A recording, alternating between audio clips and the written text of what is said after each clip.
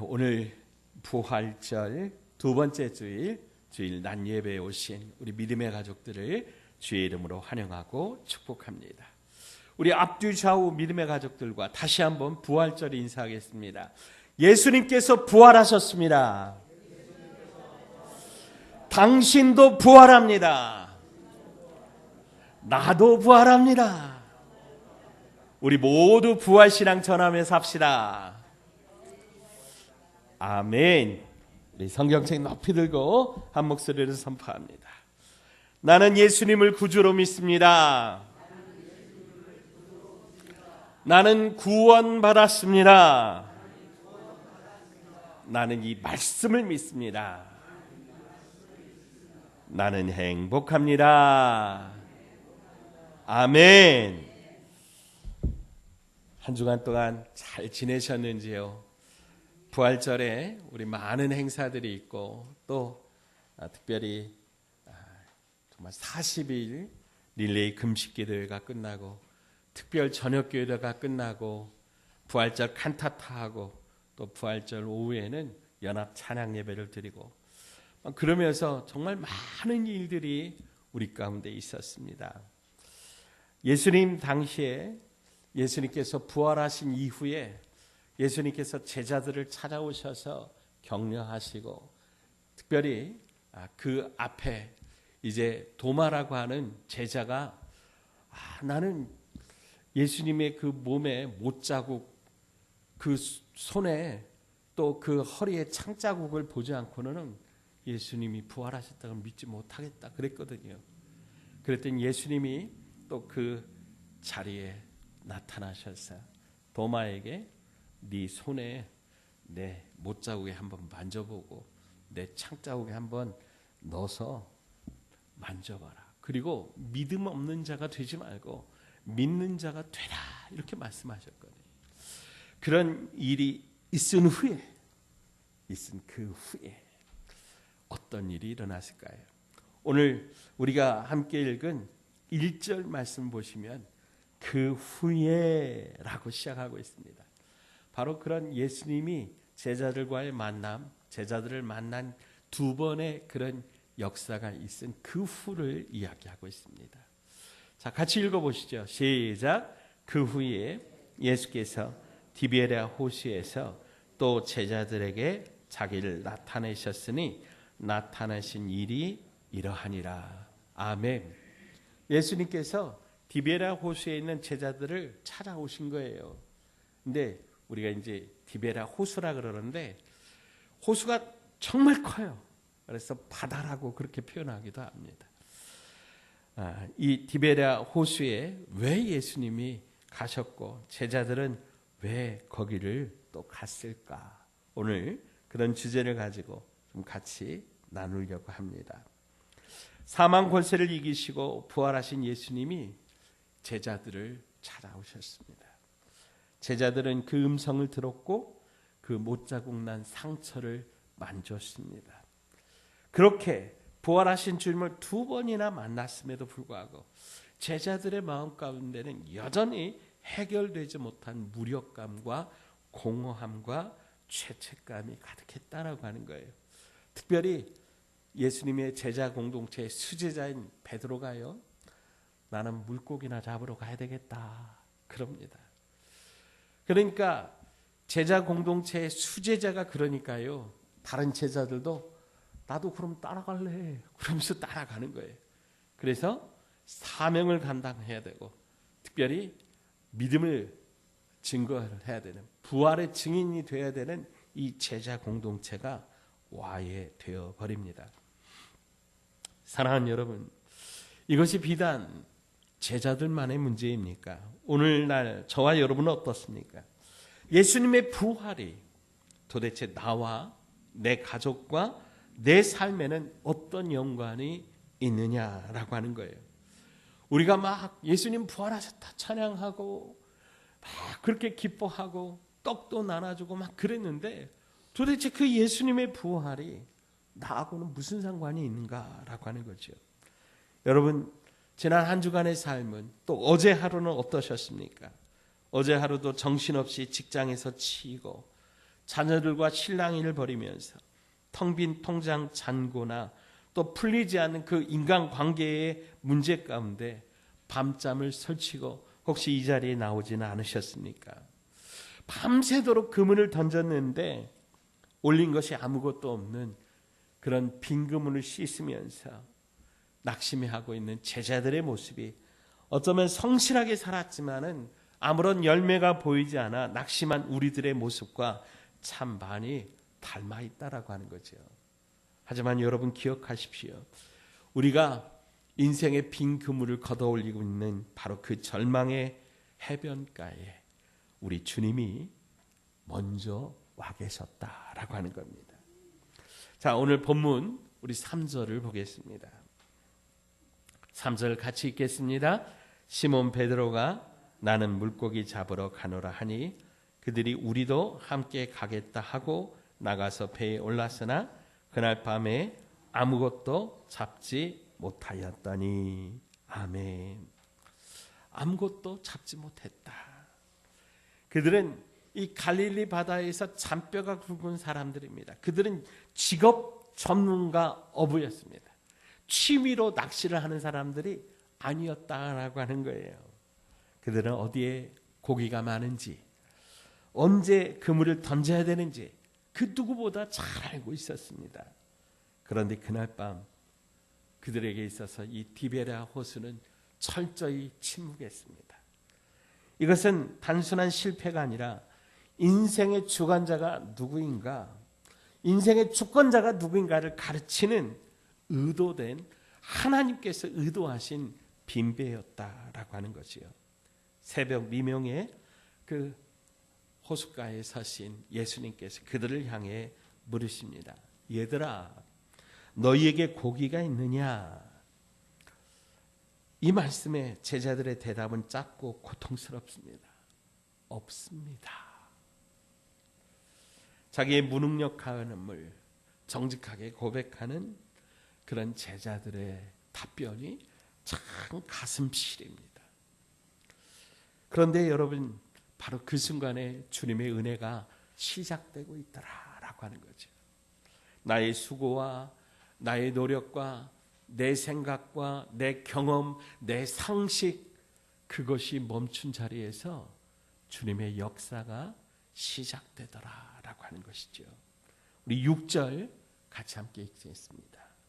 이르시되 그물을 배 오른편에 던지라. 그리하면 잡으리라 하시니 이에 던졌더니 물고기가 많아 그물을 들 수 없더라. 아멘.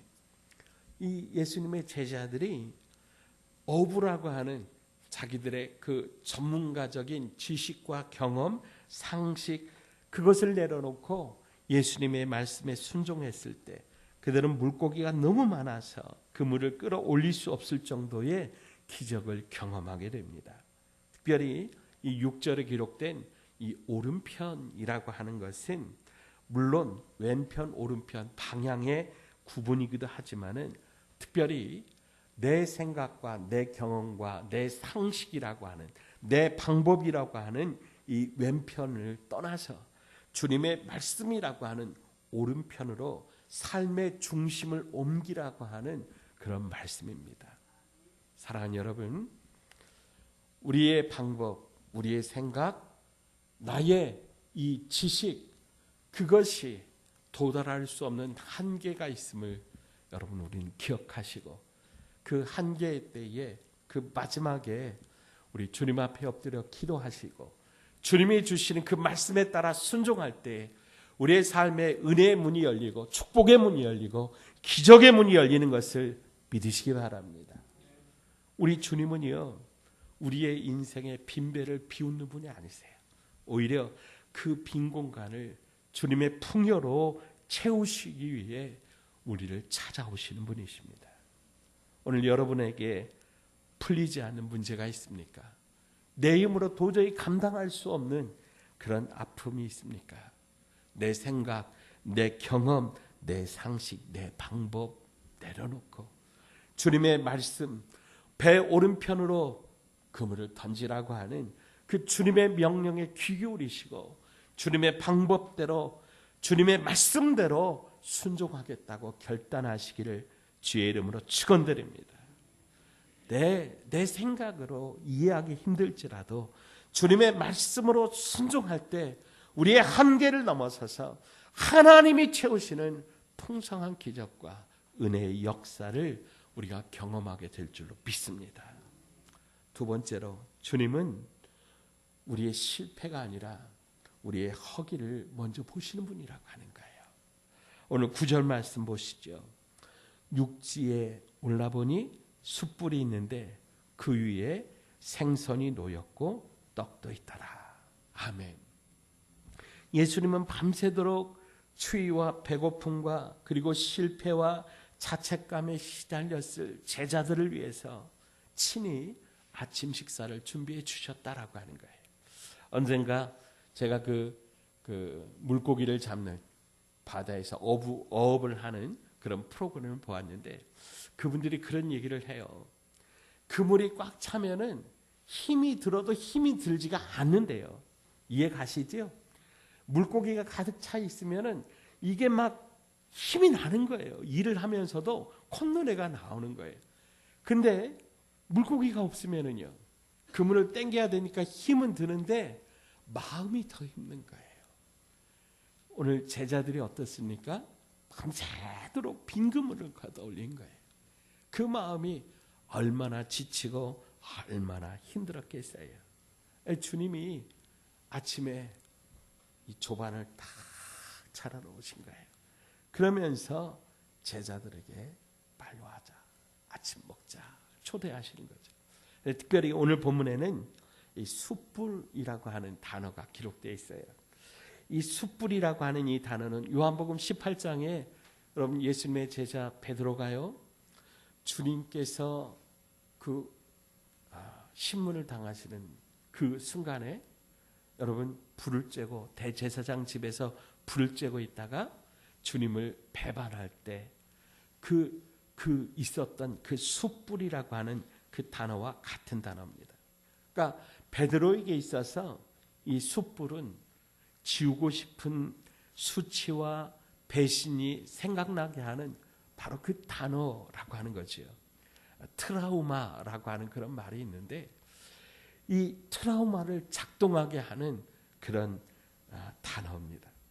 그런데 주님은요, 그 배반의 숯불, 그 상처의 숯불, 그 수치와 괴로움, 숨고 싶은 그 숯불 앞에서 맛있게 생선을 구워주시고요, 떡을 구워주시면서 베드로를 기다리신 거예요. 그래서 베드로에게 와서 조반을 먹으라고 따뜻한 초대를 하신 겁니다. 자, 우리 12절 같이 읽습니다. 시작. 예수께서 이르시되 와서 조반을 먹으라 하시니 제자들이 주님이신 줄 아는 거로 당신이 누구냐 감히 묻는 자가 없더라. 아멘. 사랑하는 여러분, 이것이 바로 복음의 핵심입니다. 예수님은 우리 실수를 만회하고 우리가 자격을 갖추어 오기를 기다리는 분이 아니라 우리의 상처 입은 모습 그대로, 우리의 아픈 모습 그대로 주님의 식탁으로 초대하여 주셔서 우리의 치유하여 주시는 분입니다. 주님이 피우신 이 숯불은 심판과 정죄의 숯불이 아니라 회복과 치유의 불이라고 하는 것이죠. 그러니까 이제 베드로는요, 숯불을 볼 때 옛날에 주님을 배반했던, 부인했던 그 정죄의 기억 대신에 따뜻하게 식탁을 차려주신 이 주님의 식탁이 생각나게 되는 것이죠. 사랑하는 여러분, 여러분의 마음속에 있는 숯불은 무엇입니까? 과거의 실수, 죄책감, 무너진 자존감입니까? 주님은 그 아픈 기억 대신에 주님의 따뜻한 사랑의 조반을 차려주시면서 우리의 영혼의 허기를 달래게 하시는 겁니다. 주님은 베드로를, 야, 내가 너를 믿었는데 너 어떻게 나한테 그럴 수 있냐? 네가 그러고도 수제자냐? 이놈아? 말씀하신 게 아니라 따뜻하게 식탁을 차려주시면서 먹자 하고 초대하신 분이다 라고 하는 거죠. 사랑하는 여러분, 오늘 주님은 우리에게도 동일하게 우리에게 따뜻한 영혼의 식탁을 차려주신 줄 믿습니다. 그래서 우리가 이 영혼의 허기를 채우고 그래야 다시 일어날 힘이 생긴다라고 하는 것이죠. 갈멜산에서 850대 1로 영적 전투를 했던 위대한 선지자 엘리야를 아십니까? 근데 이 엘리야가요, 그렇게 엄청난 승리를 한 다음에 이세벨 왕비가 내일 이맘때 너도 그중 한 사람과 같이 죽여버리겠다 하는 이 협박 때문에 이 엘리야가 무서워해요. 그리고 도망쳐요. 광야로 도망가 가지고 마침내 탈진해 가지고 로뎀 나무 그늘가에 쓰러져 잠이 듭니다.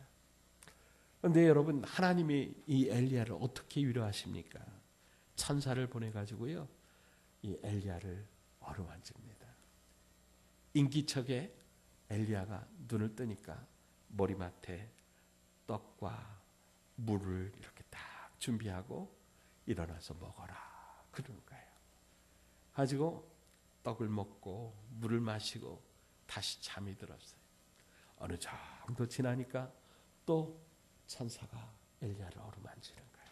쓰다듬어 주는 거예요. 또 일어나니까 또 떡이 있고 물이 있어서 그거를 먹고 엘리야가 하나님의 산 호렙에 가서 하나님의 음성을 듣고 다시 사명을 회복하고 다시 한번 힘을 내서 하나님 앞에서 주신 큰 사명을 감당하게 되었다라고 하는 거죠. 마찬가지로 사랑하는 여러분, 우리 예수님은 베드로의 실수를 지적하거나 정죄하시지 않으시고 그냥 먹여주시고 어루만져 주십니다. 그러자 베드로가 회복되었다라고 하는 거죠. 언젠가 제가 참 재밌게 본 영화가 이 웰컴 투 동막곡이라고 하는 영화입니다. 거기에서 이 인민군 대장이 그 깊은 산속 마을을 이끌어가는 그 촌장 할아버지에게 묻습니다. 아니, 어떻게 하면 사람들이 당신을 그렇게 잘 따릅니까? 그 지도력의 비법이 뭔지 나에게 좀 가르쳐 주십시오. 그랬더니 그 늙은 촌장이 허탈하게 웃으면서 한마디 합니다. 잘 먹여야지 뭐, 그러더라고요. 여러분, 인심은 천심이라고 했습니다. 그리고 그 인심은 먹는 데서 나오지요. 우리 속담에 미운 놈 떡 하나 더 준다 그래요. 저는 이 말이 참 이해가 안 됐거든요. 왜 미운데 떡을 하나 더 갖다 먹일까? 곰곰이 생각해 보니까 진짜 그렇습니다. 미운 사람 떡 하나 더 줄 때 그 미운 마음이 없어지기 때문입니다. 그래야 미운 마음이 사랑으로 바뀌기 때문입니다. 사랑하는 여러분, 우리 예수님은요, 우리의 허기를 살피시고 우리를 먹이시고 우리를 어루만지십니다. 이런 영적 허기가 또 육체적인 허기가 실제적으로 채워지고 우리의 육체가 회복되고 영혼이 회복되고 우리가 다시 한번 일어설 수 있는 힘을 얻는 것이 우리 교회가 되기를, 오늘 이 시간이 되기를 주의 이름으로 축복합니다. 세 번째로, 베드로가 그물을 끌어올렸더니 그 그물이 꽉 찼는데 물고기가 몇 마리였대요? 153마리였대요. 11절 같이 한번 읽어보시죠. 시작. 시몬 베드로가 올라가서 그물을 육지에 끌어올리니 가득히 찬 큰 물고기가 153마리라. 이같이 많으나 그물이 찢어지지 아니하였더라. 아멘. 오늘 11절 맨 마지막에는 그물이 찢어지지 않았다라고 하는 기록을 하고 있어요. 특별히 강조해서 이 기록을 담은 이유가 있어요. 이것은 베드로와 안드레, 요한이 처음 예수님을 만나고 제자로 부르심을 받던 바로 그날 때문입니다. 누가복음 5장 4절로 6절인데요. 제가 읽어드립니다. 말씀을 마치시고 시몬에게 이르시되 깊은 데로 가서 그물을 내려 고기를 잡으라. 시몬이 대답하여 이르되 선생님, 우리들이 밤이 새도록 수고하였으되 잡은 것이 없지만은 말씀에 의지하여 내가 그물을 내리리이다 하고, 그렇게 하니 고기를 잡은 것이 심이 많아 그물이 찢어지는지라. 아멘. 여러분, 이 장면이 아주 흡사하죠. 처음 이 베드로와 요한과 야고보가 부름을 받던 그날하고 오늘 지금 이 디베라 바닷가에 가서 물고기를 잡는 이 장면이 너무도 닮았어요. 근데 한 가지 다른 게 있어요. 그때는 물고기가 너무 많아가지고 그물이 어떻게 해요?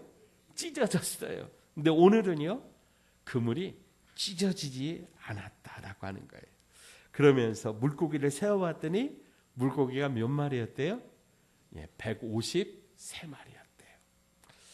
어떤 사람은 뭐 이 153마리 이거에 뭐 어떤 그 의미를 부여하기도 하고, 그런데 저는 그렇게 생각하지는 않습니다. 정말 크고 많은 물고기, 정말 그물에 가득 찬 그런 풍요로운 그런 물고기라고 생각을 합니다. 중요한 것은 주님이 주시는 이 축복은 우리가 감당할 수 있는 그런 축복이다라고 하는 거지요. 이 복을 감당하지 못해 가정이 깨지고 교만해서 하나님을 떠나기도 한다면 그 복은 복이 아니라 저주가 된다라고 하는 거죠. 여러분, 뭐 인생 역전이라고 하는 로또 맞아가지고 사실 패가 망신하고 가정이 깨지고 인생이 망한 그런 인생도 참 많다 그래요. 그럼 여러분, 그게 축복의 저주예요. 저주지요. 그런 의미에서 하나님은 우리에게 감당할 수 있는 축복, 그물이 찢어지지 않는 축복을 우리에게 더하여 주실 줄로 믿습니다. 우리가 감당할 수 있도록 배려해 주시면서 풍성하게 채워주신다라고 하는 거죠. 153이라고 하는 이 숫자에 참 큰 은혜가 있어요. 특별히 여러분, 모나미 볼펜 아시죠? 이 모나미 볼펜에 153 볼펜이 있어요. 학창 시절에 참 많이 썼는데, 이 모나미의 창업주 송삼석 회장님이요, 아주 독실한 그리스도인인데 1928년에 이 전북 완주군 삼례읍 출신이에요. 삼례에서 태어나신 분이에요. 이분이 6.25 때 종로에서 인민군에게 붙잡혀가지고 강제로 입대할 어떤 그런 상황에서 이분이 이제 고향으로 이 삼례로 이제 도망온 거예요. 그래서 하루에 막 100리씩 그렇게 걸어가지고 삼례 와서 이분 형이 이제 의원을 하고 있었는데 그 의원에 숨어서 지내다가 그만 인민 그 위원들한테 잡힌 거예요. 그래가지고 이제 세 가지 인민 재판을 하면서 세 가지의 죄목으로 사형 판결을 받은 거예요. 사형 판결을 받고 이제 이 감옥에 갇혀서 기다리고 있는데 때마침 감옥의 간수가 알고 보니까 초등학교 친구야. 친구한테 너 이러면 안 돼. 내가 보니까 저기 지금 유엔군이 들어왔고 국군이 지금 들어오고 있는데 곧 있으면 이제 우리 나라가 이제 해방이 될 거고, 그러면 너도 큰일 나. 그러니까 나를 좀 풀어주고 너도 도망가. 이렇게 설득을 한 거예요. 이 설득에 감옥을 지키고 있던 간수가 진짜로 이 송삼석 씨를 풀어준 거예요. 그래서 유엔군이 내려올 때까지, 국군이 내려올 때까지 숨어 지내다가 결국 목숨을 건지게 되었습니다. 이 송삼석 씨가 여기 전고 나왔어요.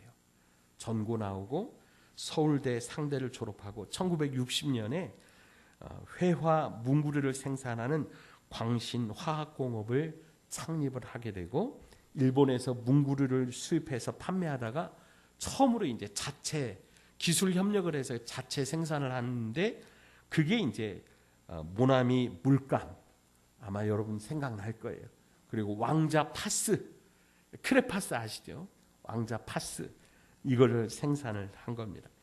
최고의 히트 상품이 되었는데, 그러다 1962년 5.16 군사 이 박정희 정권이 이 5.16을 기념해서 국제산업 박람회라고 하는 걸 열었는데, 여기에 이제 이분이 이제 한 코너를 담당을 하면서 일본 거래 업체에서 파견 나온 직원이 처음으로 볼펜이라고 하는 걸 쓰는 걸 본 거예요. 당시는 다 만년필을 썼거든요. 이렇게 잉크 찍어서 쓰는 만년필을 쓰는데, 이 만년필이 이 잉크가 필요 없는 볼펜을 딱 꺼내고 막 쓰는데 이분이 충격을 받은 거예요. 그래서 이제 이 일본의 오토 볼펜이라고 하는 업체와 기술 협력을 해가지고 드디어 1963년 5월 1일에 국내에서 처음으로 볼펜을 만들어낸 거예요. 근데 이 볼펜이 이제 여러분 기술력이, 우리나라가 그때 당시 볼펜 끝에 들어가는 이 작은 이 쇠구슬이 있거든요. 볼펜 끝에. 이것을 생산할 수가 없는 거예요. 그만치 작은 구슬, 그리고 또 이게 잘 돌아갈 수 있어야 되는데 그거를 생산을 못하는 거예요. 그래서 여러 번 고투를 경험하다가 드디어 이걸 생산을 하고 감격에 겨워서 이제 이 볼펜 이름을 짓는데, 우리가 함께 읽은 요한복음 21장 11절을 참고해서 153이라고 하는 이 숫자를 이 볼펜에다 딱 붙이게 된 거예요. 그가 말하기를 자서전에서 153이라고 하는 숫자를 붙이게 된 것은 나의 신앙 고백이자 믿음의 선포였다. 그렇게 이야기를 합니다. 즉 이제는 하나님께서 책임져 주실 것이라고 하는 믿음이었고, 하나님의 뜻대로 사업하겠다고 하는 다짐이었고, 특별히 이 펜으로 공부하는 모든 학생들을 향한 기도와 응원이 담겨 있는 그런 153이라고 하는 숫자였다라고 하는 거예요. 이 송삼석 회장님은 서울의 정동 제1감리교회 장로로 섬기다가 2022년에 별세를 했습니다. 사랑하는 여러분, 부활하신 예수님께서 디베랴 바닷가를 찾아오신 이유가 무엇일까요? 숨어 있다가 낙심했다가 다시 물고기나 잡으러 가야 되겠다, 그렇게 동굴 속으로 자기들만의 세계로 돌아간 베드로를 찾아오시고 제자들을 찾아오신 주님은 그들이 굶지 않도록, 그들이 낙심하지 않도록 끊임없이 공급하시고 책임져 주시겠다고 하는 그 약속을 오늘 153 이 물고기의 식탁을 통해서 그들에게 보여주신 것입니다. 여러분, 오늘 우리에게 주신 직장, 가정, 섬김의 자리가 바로 이 153 물고기를 건져 올릴 현장인 줄 믿습니다. 주님은 여러분이 그 사명을 감당할 수 있도록 필요한 건강도, 물질도, 지혜도 그물이 찢어지지 않은 만큼 여러분에게 부어 주실 줄로 믿습니다.